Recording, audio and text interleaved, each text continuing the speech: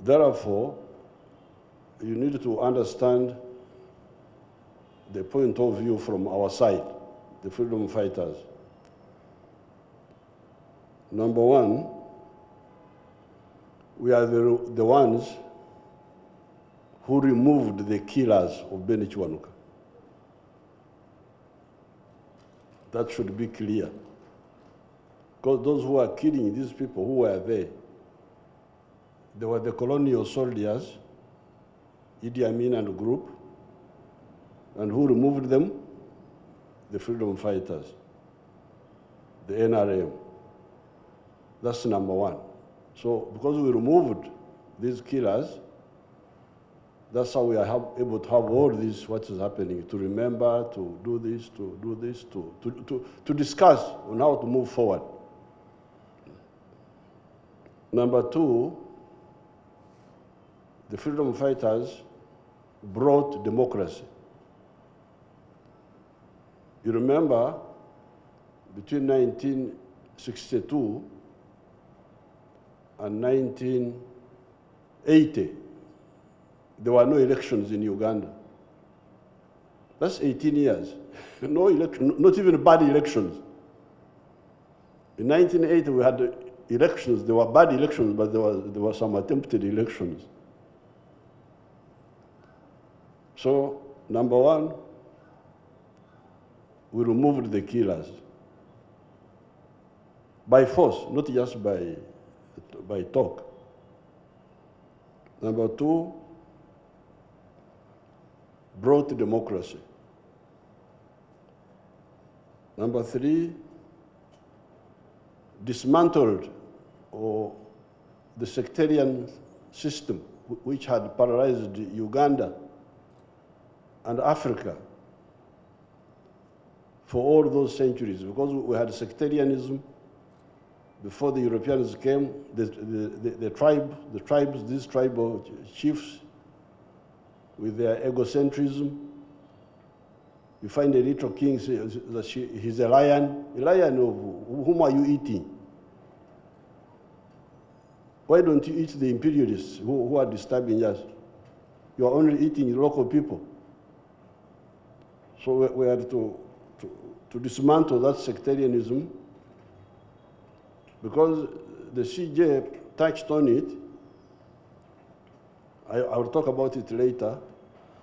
If it was not for sectarianism, Uganda would never have had the problems we had. They were caused by the sectarian actors. So that's number three. Dismantle, or at least challenge, the sectarianism of religion and the tribes. Number four, repair the economy. See, we are talking of money. Money from where? You cannot have money unless the economy is repaired. You know what was happening here in the economy. You know, there was no money for the government. Why? Because all the enterprises had closed down. They had collapsed. So we had to repair the economy, to bring back to allow the enterprises to come back so that they can do business, and then they create jobs and so on, produce goods and services, but also pay taxes so that the government has got money. So it's good that today, this man, my manager, Dr. Mona, my PPS, did not rush me. That's why I was able to sit here for a long time and listen carefully. So, number 4, repair the economy. And that's how we are able to talk of more budget, more this, because the economy has been somehow repaired and it has expanded in spite of the bigger population. Because remember, the population of Uganda was 14 million in 1986. It is now 43 million. So in spite of the population growing so much, but the economy is much bigger now than it was in 1986. Then number 5, ensure peace. Ensure that there is no war in Uganda, that there are people can be able to build their lives, but also deal with these other issues, organizational issues, judiciary, politics, what have you, church. Everybody is able to do something now. And then, number 6, support financially, because this is the aspect you are talking about now. Support financially the government structures, army, judiciary, all this. So this is the context I would like you to remember. Now, this brings me to something we have not really done, because we have not had time. We talk about it, but in a passing way. To engage you, the lawyers who are trained in the Western system, to give you our viewpoint. I sometimes mention it, but I never concentrate on it. So when you talk, so this would be number 7 now. I'm now going to pay more attention to it, because I have never really had time to concentrate on it. When you call me, I mention it and I go away. Now, this is the independence of the judiciary. Independence from whom? You cannot be independent of the Ugandan people. So I would want some amendment to this idea. Maybe you could talk of independence within a convergence of principles of justice.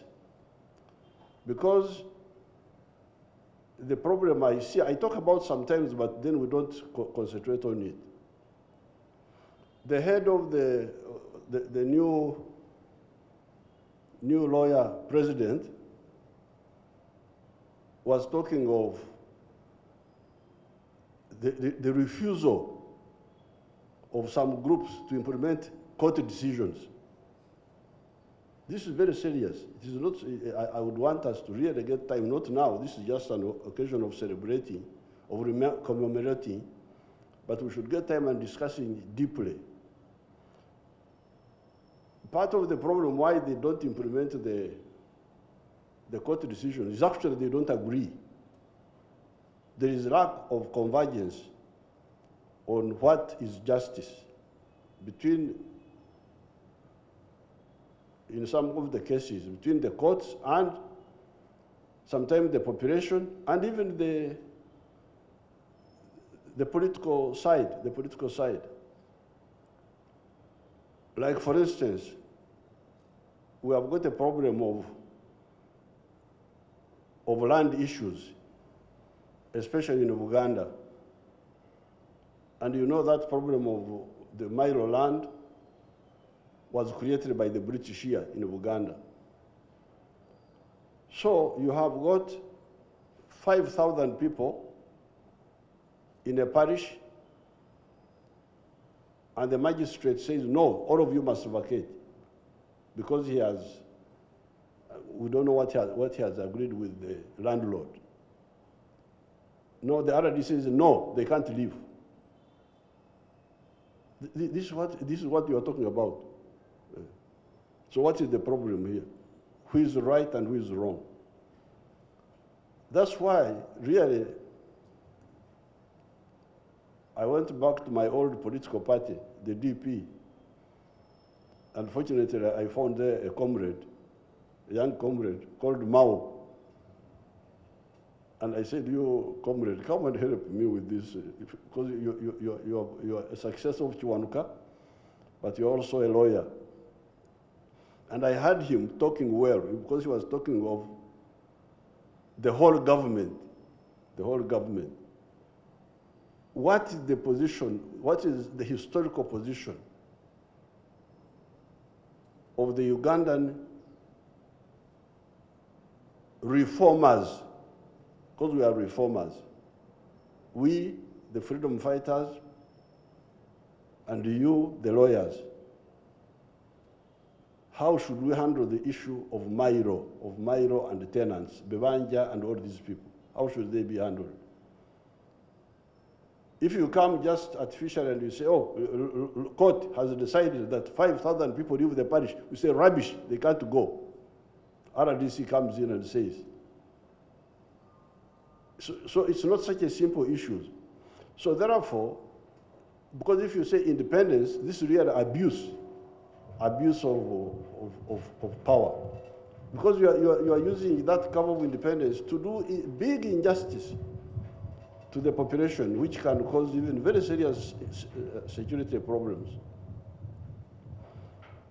We had the problem of the bail, We had that problem of bail. So therefore, it is correct that the judiciary should be independent, for sure, but it should be independent within a convergent national system. Having agreed on these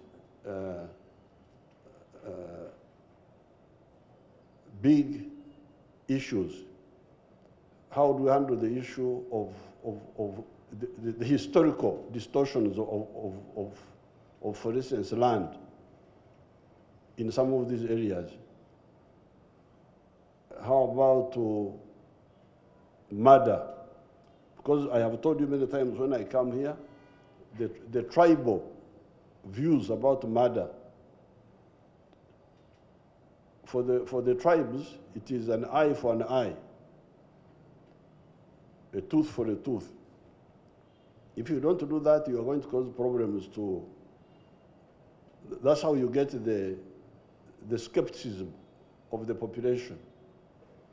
So therefore, on this one, I would want, of course you can say, it is in your area, you are the legislator, you are the president, you have got a political party, the political party has been winning elections all this time, you legislate the way you want us to do things, and I totally agree. So there I plead, I would not say plead guilty for neglect of duty, but I will plead with mitigation, that I was busy with the other 6, busy with the killers, busy with the repair of the economy, busy and so on and so forth. But now that we keep talking about this, I'm really going to pay more attention to from the judicial side, from the legislative side. And Chairman Mao here will help me to concentrate the new Uganda, what should be the doctrine of accountability on this one, that one, that one, that one. But of course, there is still some resistance also from your side, because this issue of bail, for instance, those who were in the CA, including the Chief Justice, he was in the CA, in the Constituent Assembly, they provided that a judge may give bail. They didn't say you must, but some of them just give even when you can see that it's not wise. It's very dangerous, very provocative.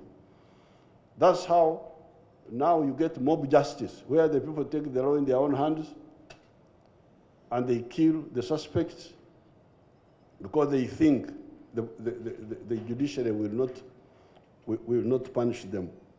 But I think now, I should do my side now to really sit down and say,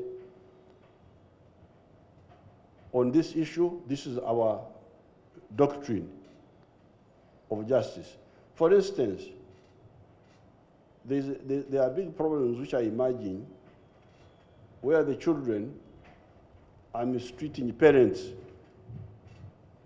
in the villages. Because we had our traditional justice in which the parents were sort of dictatorial. But now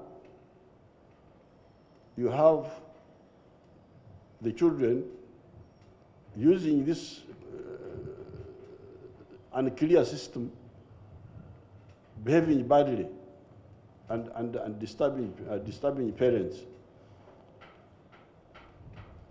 And that one we need to, it's not, I don't think it is clearly addressed.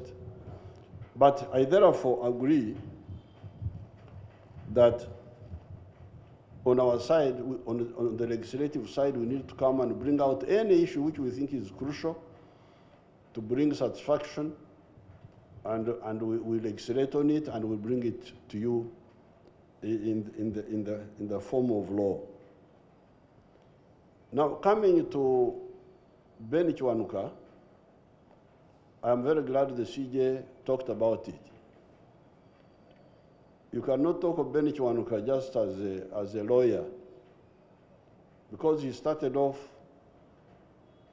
first of all, Ben Kiwanuka was a soldier. I don't know whether you know that. He was a soldier in the Second World War. That's what I heard. He was in the Second World War as a soldier. When the war ended, he was one of the few Ugandans who went to South Africa, I think, South Africa, or somewhere, Fort Hare or something, and studied law. I don't know whether he studied in Britain or South Africa, but he studied law. And when he came, he got involved in the politics. And as the CJ said,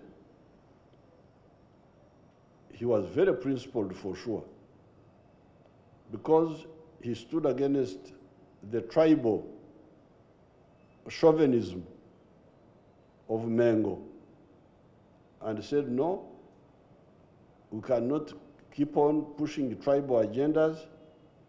We must have a national position.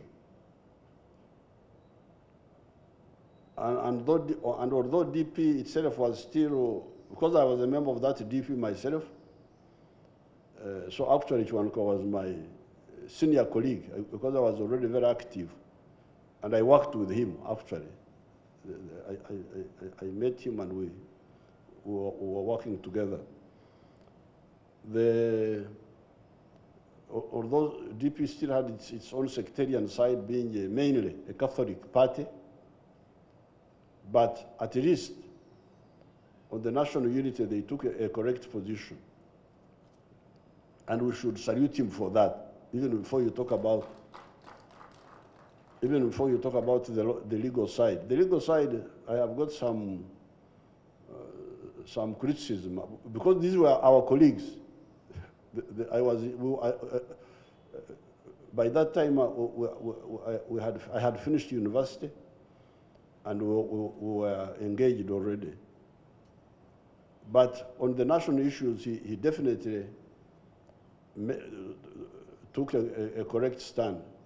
And if UPC or Bote had not been opportunistic and gone to please Mengo, Uganda would never have had political problems. You would have had a national consensus of telling Mengo, stop that nonsense of sectarianism. And Uganda would never have had all this chaos we had. So this chaos was caused partly by the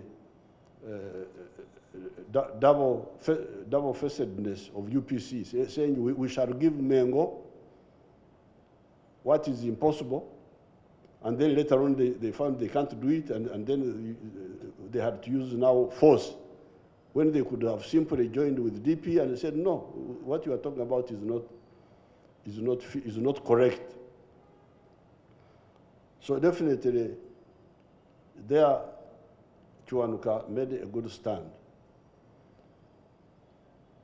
Now, when Amin came in, we, the political actors who were there, had a difference. Because I had been in DP myself, although at that time I was working, I had been recruited, I was working in the president's office. When Amin came in, there was a division among the political class.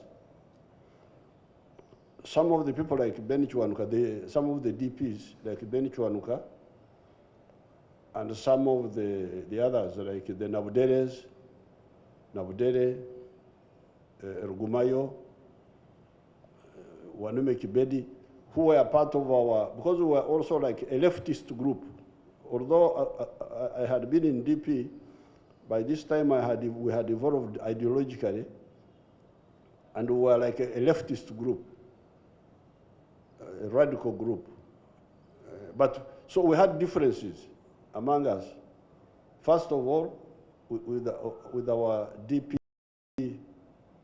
senior colleagues like Kiwanuka, and then also with our other group, the Nabuderes, the Wanume Kibedi, there's Rugumayo, who were saying, by working with Amin, they could guide him. We said, no, it's not possible to guide Amin. We had problems with Obote, who was an educated person, but who had those tendencies of opportunism. But at least on some of the issues like East African integration, for instance, we could work with Obote to push the East African integration agenda. But Idi Amin doesn't understand anything. How would you work with him? So that's how we had the difference from the word go. Amin announced his coup at 3 p.m. in the afternoon. That's when the announcement came up. By 5 o'clock, we were meeting in a man who died recently, Yono Kanyomozi. Yono Kanyomozi was the minister of UPC. He died recently. We met in his house in Bugorovi and decided to fight Idi Amin and informed everybody, for us, we're going to fight Idi Amin. So then we had differences. So our DPs, like in Ankore, I was quite a bit unpopular that time because Ankore was mainly DP. So when we decided to fight Amin, they were not happy with us. They said, Museveni, Kaguta's son is a vagabond now. You know what Ankore have got very bad words. That I was Ekirare. Ekirare means a vagabond. How could he go and join Obote did that? But we stood our ground and we said, no, yes, Obote had mistakes, but this man, Amin, is more dangerous because he's very illiterate. So 71, actually, whenever I would come, because I was coming from Tanzania to do underground work here, and when we were coming here, we had to be very careful not to contact some of our other people, because for them, they thought we had made a mistake to oppose Idi Amin. So, for us, definitely, we did not think it was correct for Kiwanuka to accept. I don't think I have ever said this publicly, but because I'm here, I should tell you. For us, we didn't think it was correct for Kiwanuka to accept to be Chief Justice of Amin. We think it was a mistake. We thought that time, and we said so. And we didn't think that, and we told them, the Nabudere was working with the railway in Nairobi. Wanume Kibedi was the Minister of Foreign Affairs of Amin. This other one, Rugumayo, was the Minister of Education. But Rugumayo, I met him. I came clandestinely. He was staying somewhere in Nakasero. And I met him just before these problems, before the killing of these problems. And I said, you people, they were beginning to see now, to see that they were in a trap.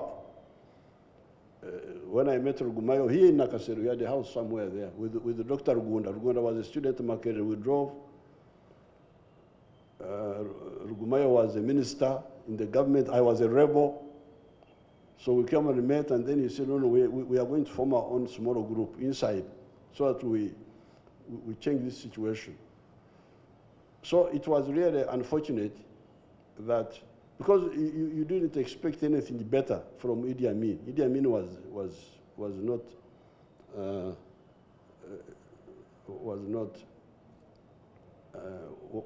the one who could understand all these things, because we can agree, even Obote, I don't think Obote would kill people, although he would kill a civil servant. He would marginalize, he would do this, but not kill in that direct way. So therefore, on the issue of Kiwanuka being killed by Amin, for us, we had a different view. He should not have joined Idi Amin. Idi Amin was not somebody Kiwanuka should have been Chief Justice for. But this is where you, the political leaders in Africa, you need to be very careful. Because Kiwanuka, politically, although some of us had been members of his party, but later on, we could see that we were having divergences. Like, for instance, Kiwanuka was very much close. The DP, because they were going according to religion, they were quite close with the Christian Democratic Party of Germany. You know this man, what was his name that time? Konrad Adenauer. Konrad Adenauer, the German group. They were very close. Even when we came in government, I was working with Semogere. Still, they were close with the Germans. Now, UPC, the German Christian Democratic Party. The UPC, again, because the other ones were working with the Catholics in Germany, imagine.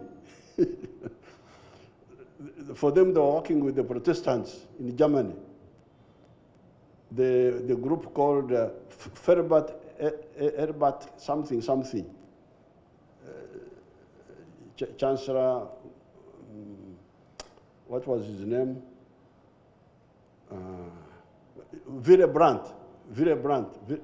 Chancellor Willy Brandt. So, our politicians here would involve themselves in European polarization, which had nothing to do with us. So, when Amin came to power, the West were supporting Idi Amin. Can you imagine? This a character called Edward Heath, the Prime Minister of Britain that time, recognized Amin in 10 days, recognized him. They said, Amin, a little bit short on the grey matter. You know how the British speak. A little bit short on the grey matter, but a nice chap. How can somebody be short on the grey matter? Grey matter is a I don't know what it is, meaning brain. that is brain stupid, but he's a nice chap. So, for me, I suspect that people like Ben were liaising with these Europeans.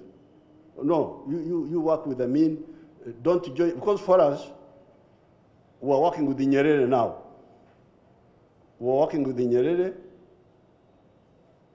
to bring down Amin. I think, I suspect, and I think I had something like that, that some of our people, we are working with these Europeans to say, oh, okay, you support Amin, I don't know what, I don't know what they were doing. But again, this was a missed opportunity, because that time, if we had all said Amin out, all, DP, Kabaka UPC, we, who were now forming our own group, what became NRM, if we had all said Amin out, Amin it would have been easier. But again, we had different positions.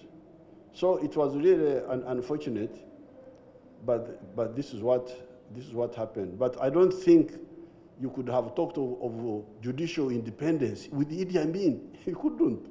It was a contradiction in terms. I think CJ, one time, CJ, but for them they were operating at a low level. I think by that time Odoko was, I had met him in Mbarara before, a few days before the coup. I think he was a small man there, he could survive. But you come here in the Supreme Court, and you say this, Amin say this, you say, it was not possible. I think it was really, again, another missed opportunity. So therefore, I salute CJ Kiwanuka, especially for the opposing Mengo's opportunism of chauvinism. Now this one, of course, he was a martyr, but he was a martyr in a situation we thought he should not have been in the first place. And my advice is a Runyankore proverb. The Runyankore proverb is in the polygamous families of the Banyankore in the past. They had a proverb which said, akati katere mukabaro, kokarebo okarenzorugo. That if your husband beat your co-wife with a stick, when you see it, you throw it away. Because if you leave it here, the same stick which beat your co-wife may beat you. This is really what I would advise Ugandans, not just the lawyers and so on, not just lawyers. A situation like the one of Idi Amin we should all have said no. Yeah. Similarly, the chauvinism of Mengo should have been rejected, because you can see how many opportunities we lost. We lost 1962 to have a unanimous position and say no to Mengo. Stop. I can assure you, if Obote had joined Ben, there would have been no trouble in Uganda. Uganda would have developed, even better than Kenya, because Kenya had more serious problems. Kenya never had a breakdown, but for us, we had a total collapse. And we had to start afresh. Where did it come from? The mistake of Obote not siding, not taking a principled stand with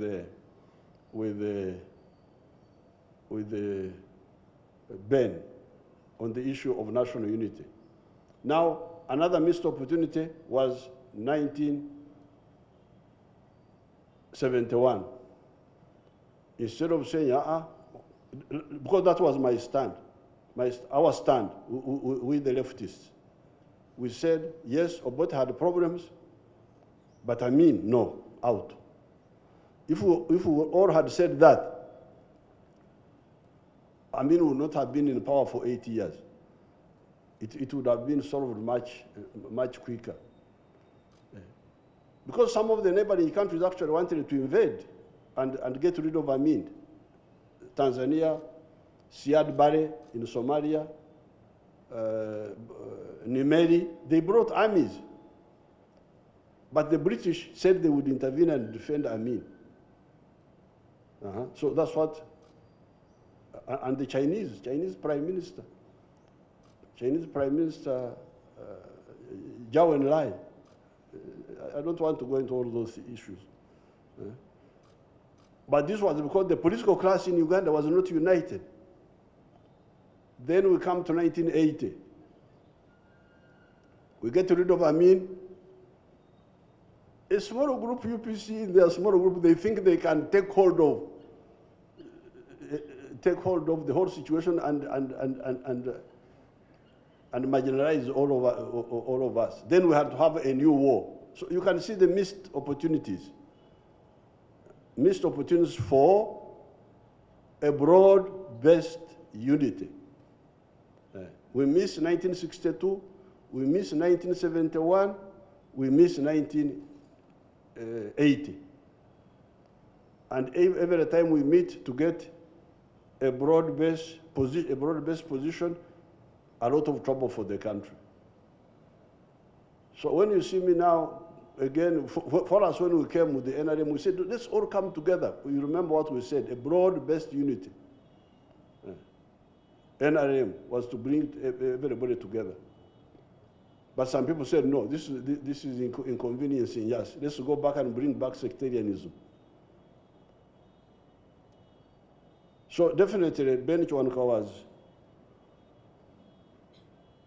a principled person. It was unfortunate that he ended up with Idi Amin, and what happened. But I'm glad when we came from the bush, his widow was alive. I got in touch with her, and the children there know, my young brothers, Kajimu, Kiwanuka, and the others, they know what we have learned. So we salute Ben Kiwanuka, but please, Ugandans, the political class, let's not lose new opportunities. NRM has been able to keep you together for 35 years now. That's why we are moving. But I appeal to you all, consolidate, support this unity, this approach of agali awamu gekokola ki? Agali awamu. The Uganda have disappeared now. Agali awamu gekokola ki? The teeth which are together are the ones which can chew the meat better. This is what my appeal to you. Thank you very much for inviting me, and I'm glad I came without rushing around, so that I was able to hear all the viewpoints. Now, regarding the challenge by the